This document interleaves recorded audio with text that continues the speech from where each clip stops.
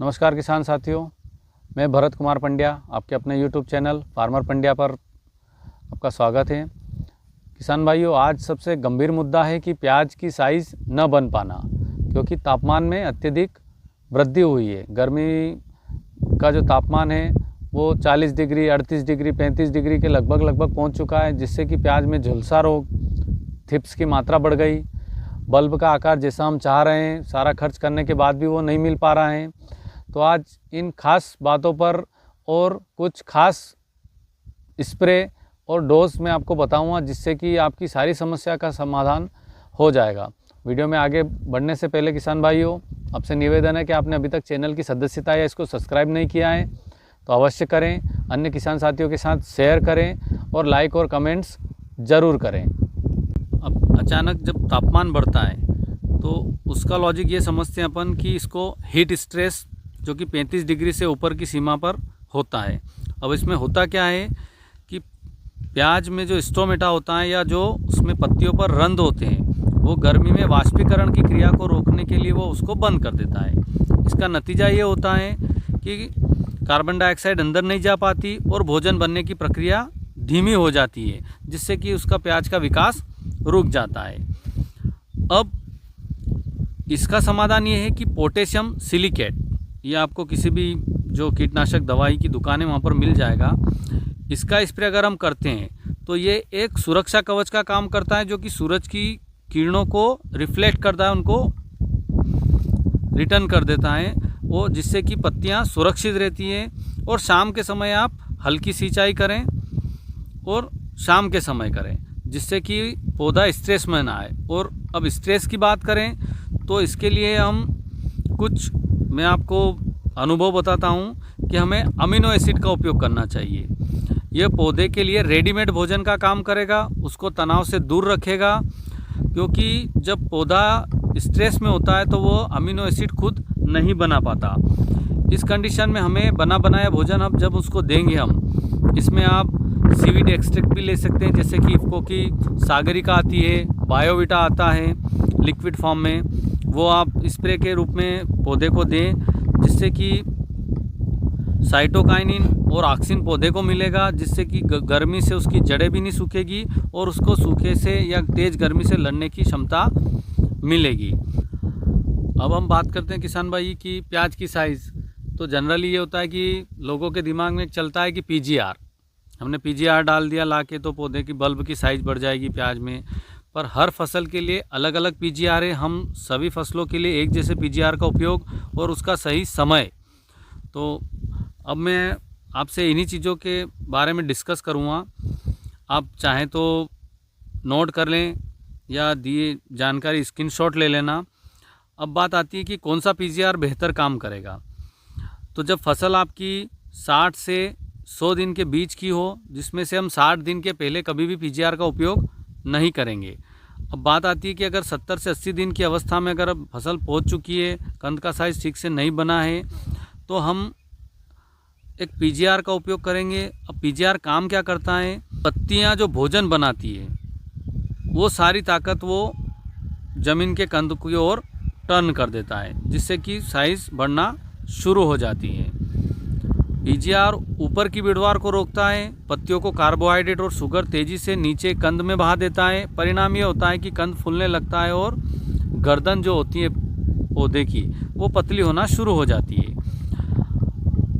अब फसल के लिए पीजीआर जो हम उपयोग करेंगे उसमें मुख्य रूप से हम जानते हैं कि कल्टार है, चमत्कार है, लियोसिन है। पर किसान भाइयों, हर फसल के लिए अलग होता है। हम प्याज के लिए कल्टार या चमत्कार का उपयोग नहीं कर सकते, क्योंकि प्याज में लहसुन के मुकाबले कल्टार का प्रयोग संभल कर करना चाहिए। इसके लिए लियोसिन सुरक्षित है। यह वानस्पतिक वृद्धि को रोककर भोजन को प्याज के बल्ब में भरता है और कंद का आकार चमकदार और बड़ा बनता है।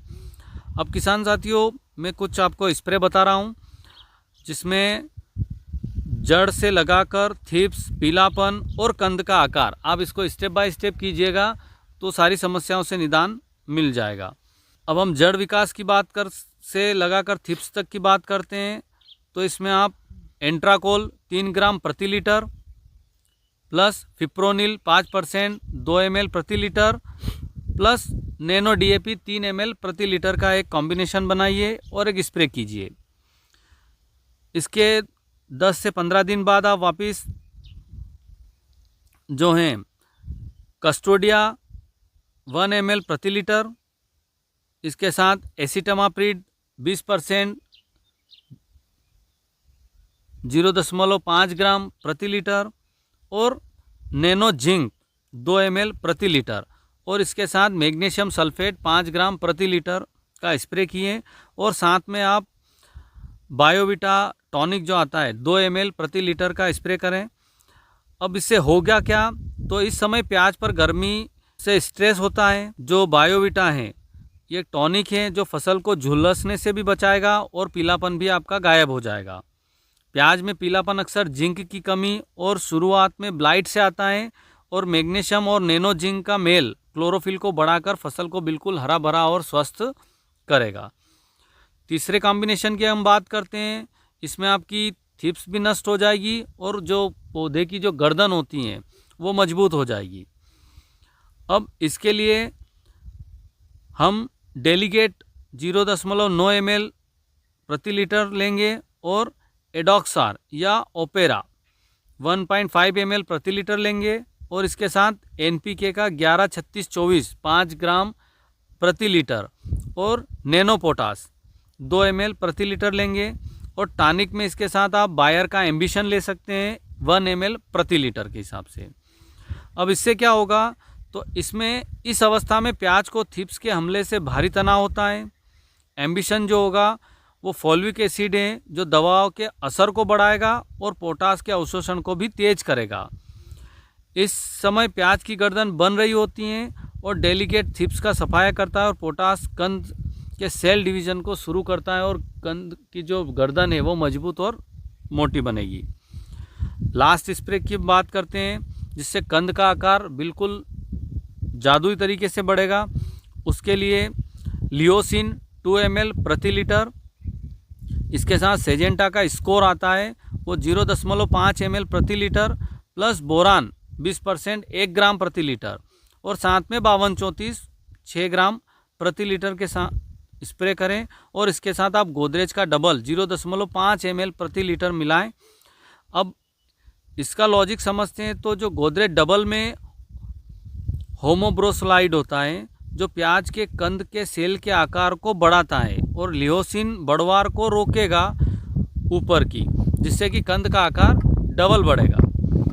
अब प्याज में हम लहसुन के मुकाबले कल्टार का उपयोग इसलिए नहीं करना चाहिए, हम लियोसिन का उपयोग करेंगे। और लास्ट स्प्रे इसमें आप NPK 0050 और कोई भी थिप्स या हल्की दवाई या नीम तेल 10,000 ppm का आप स्प्रे कर सकते हैं और टॉनिक के रूप में भी आप पोटेशियम हुमेट 1 ग्राम प्रति लीटर लेंगे, जिससे कि मिट्टी और पत्ती के बचे हुए न्यूट्रिएंट्स को खींचकर बल्ब में चला जाएगा और आपका प्याज का कंद है वो फुल साइज़ में, कलर में और वज़नदार और चमकदार बना रहेगा।